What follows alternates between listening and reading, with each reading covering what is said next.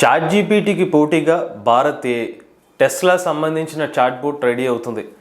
భారతదేశ ఉద్యోగులు ఆర్టిఫిషియల్ ఇంటెలిజెన్స్కి సిద్ధమవుతున్నారు. ఇటువంటి ఆసక్తికరమైన ఏ అప్డేట్స్ని ఈరోజు మన ఏఐ తెలుగులో తెలుసుకుందాం. నమస్తే, నేను మీ కృష్ణ చైతన్య మండేలా, మీరు చూస్తున్నారు ఏఐ తెలుగు. మన వ్యూవర్స్లో చాలామంది తెలుగులో ఆర్టిఫిషియల్ ఇంటెలిజెన్స్ కోర్స్ స్టార్ట్ చేయమని అడిగారు. వారి కోసం తక్కువ ఫీజుతో ఏఐ బిగినర్ కోర్స్ స్టార్ట్ చేస్తున్నాం. ఫస్ట్ బ్యాచ్ 2024 సంవత్సరం జనవరి 6వ తారీఖున ప్రారంభం కాబోతుంది. ఈ కోర్స్ అంతా కూడా తెలుగులో ఉంటుందండి. ఈ కోర్స్ కోసం 10 సంవత్సరాల ఎక్స్పీరియన్స్ ఉన్న ఏఐ ఎక్స్పర్ట్ తో మనం కొలాబరేట్ అయ్యాం. ఈ కోర్సు డ్యూరేషన్ 45 రోజులు ఉంటుంది. ఎవరికైతే ఇంట్రెస్ట్ ఉందో డిస్క్రిప్షన్ ఉన్న వాట్సాప్ నెంబర్ కి మెసేజ్ చేయండి, లేదంటే డిస్క్రిప్షన్ ఉన్న ఫామ్ లింక్ ని ఫిల్ చేయండి. ముందు రిజిస్టర్ చేసుకునే 50 మంది ఫస్ట్ బ్యాచ్ లో ఉంటారు.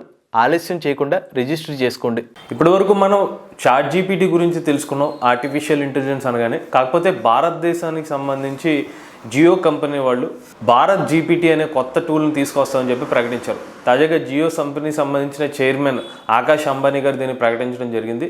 చాట్ జీపీటీకి పోటీగా ఈ భారత్ జీపీటీని తీసుకొస్తామని చెప్తున్నారు.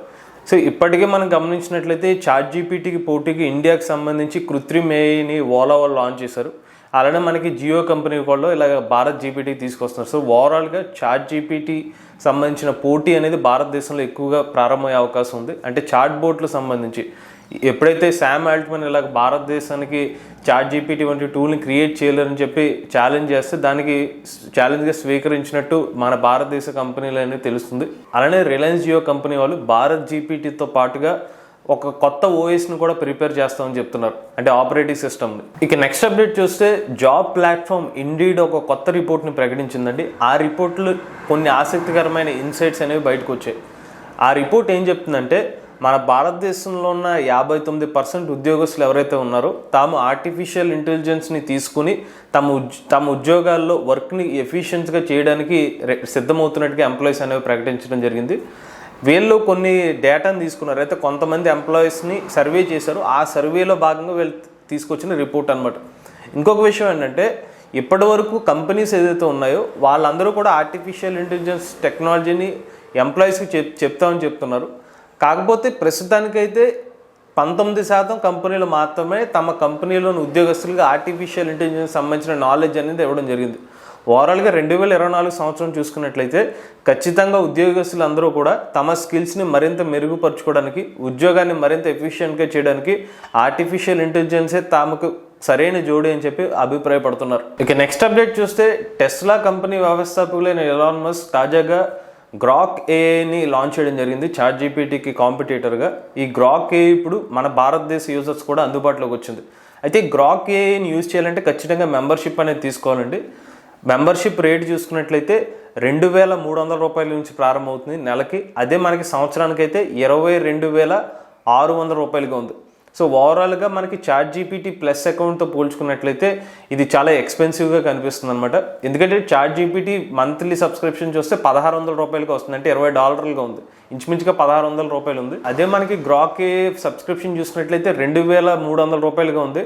సో దాదాపుగా 700 రూపాయలు తేడా అనేది కనిపిస్తుంది మనకి చాట్ జీపీటీ ప్లస్ అకౌంట్కి దీనికి. ఇంకొకటి, ఎవరైతే ఆల్రెడీ ట్విట్టర్ ఎక్స్ మెంబర్షిప్ తీసుకుంటారో వాళ్ళకి రేట్లు అనేవి తగ్గుతాయి అనమాట. ఎందుకంటే ఎక్స్లో మెంబర్షిప్, అంటే ట్విట్టర్ని ఎక్స్ కింద మార్చారు. ఇప్పుడు ఆ ఎక్స్ సంబంధించిన మెంబర్షిప్ తీసుకున్న వాళ్ళకి డబ్బులు మళ్ళీ పే చేయాల్సిందే, ఎక్స్ ప్రీమియం మెంబర్షిప్ తీసుకోవాలంటే. ఆ ప్రీమియం మెంబర్షిప్ ఉన్న వాళ్ళకి గ్రాక్ ఏ మీద డిస్కౌంట్ కూడా ఇస్తున్నారు. ఆల్రెడీ ఎక్స్ మెంబర్షిప్ ఉన్న వాళ్ళకైతే నెలకి 1300 రూపాయలు అవుతుంది. అదే కనుక సంవత్సరాన్ని తీసుకున్నట్లయితే 13,000 రూపాయలుగా అవుతుంది అనమాట. సో ఓవరాల్గా చూసుకున్నట్లయితే టెస్లా కంపెనీ వాళ్ళ గ్రాక్ ఏ కాస్త ఖరీదుగానే ఉంది చాట్ జీపీటీ ప్లస్ అకౌంట్తో పోల్చుకున్నట్లయితే. ఇంకొక విషయం ఏంటంటే, ఈ గ్రాక్ ఏ టూల్ ఏదైతే ఉందో ఒక చాట్ బోర్డ్ వర్షన్ మనకి అందరు యూజర్స్కి అయితే అందుబాటులో రాలేదు. కొంతమందికి లిమిటెడ్గా, కొంతమంది టెస్ట్ యూజర్స్ కింద వెళ్తుంది. కొంతమంది ఇనీషియల్గా కొన్ని ఫేజ్డ్ మేనర్లో కొన్ని యూజర్స్కి ఇస్తున్నారు. ఇక నెక్స్ట్ అప్డేట్ చూస్తే, తాజాగా Tutsi university of business school వాళ్ళు ఒక రిపోర్ట్ని ప్రకటించారు. ఈ రిపోర్ట్ ప్రకారం భారతదేశం అత్యంత ఆర్టిఫిషియల్ ఇంటెలిజెన్స్ టెక్నాలజీలో పవర్ఫుల్ కంట్రీల్లో 15వ స్థానాన్ని నిలుచుకుందండి.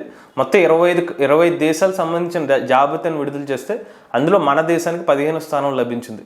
సో వీళ్ళని ఏ ఫ్యాక్టర్స్ని పరిగణలోకి తీసుకున్నారంటే, ఎవరైతే ఆర్టిఫిషియల్ ఇంటెలిజెన్స్ సంబంధించిన అప్లికేషన్స్ ఎవరు ఎక్కువ క్రియేట్ చేశారు, పేటెంట్స్ని ఎక్కువ ఎవరు ఫైల్ చేశారు, అలానే భారతదేశానికి ఆయా దేశాలకు సంబంధించిన ఏ పాలసీస్ ఎక్కువగా ఉన్న వాళ్ళకి, అలానే అక్కడి నుంచి ఎవరైనా కొత్త టెక్నాలజీని డెవలప్ చేశారా, వీటన్నిటిని అలానే ఏ సంబంధించిన టూల్స్ని ఎక్కువగా యూజ్ చేస్తున్న వాళ్ళు, ఈ విభాగాలన్నీ కూడా పరిగణించి ఈ యూనివర్సిటీ వాళ్ళు ఒక 25 దేశాలకు సంబంధించిన డేటాను ప్రకటిస్తే అందులో మన దేశానికి 15వ స్థానం లభించింది. ఇక ఈ లిస్టులో టాప్ జాబితాలో అమెరికా ఉంది, చైనా ఉంది, జపాన్, యూకే, జర్మనీ వంటి దేశాలు టాప్ 5 జాబితాలో ఉందండి.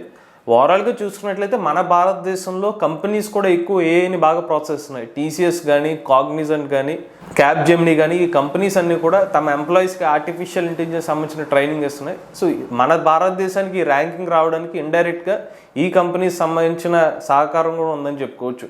ఇక నెక్స్ట్ అప్డేట్ చూస్తే ఇన్ఫోసిస్కి పెద్ద దెబ్బ తగిలిందండి. $1.5 బిలియన్ ఒక డీల్ ఒకటి క్యాన్సిల్ అయింది.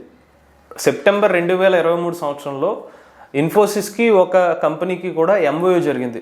ఆ ఎంఓయూ ఏంటంటే ఆర్టిఫిషియల్ ఇంటెలిజెన్స్ టెక్నాలజీ సంబంధించిన టెక్నాలజీ ట్రాన్స్ఫర్ చేయడం కానీ, దానికి సంబంధించిన అప్లికేషన్స్ అనేవి బిల్డ్ చేయడం కోసం ఒక కంపెనీతో ఇన్ఫోసిస్ వాళ్ళు దాదాపుగా $1.5 బిలియన్ డీల్ కోసం ఎంఓయూ చేసుకున్నారు. అయితే ఇప్పుడేం జరిగిందంటే ఇన్ఫోసిస్ కంపెనీ వాళ్ళతో ఆ పెద్ద కంపెనీ ఏదైతే ఉందో వాళ్ళు డీల్ అనేది క్యాన్సిల్ చేసుకున్నారు.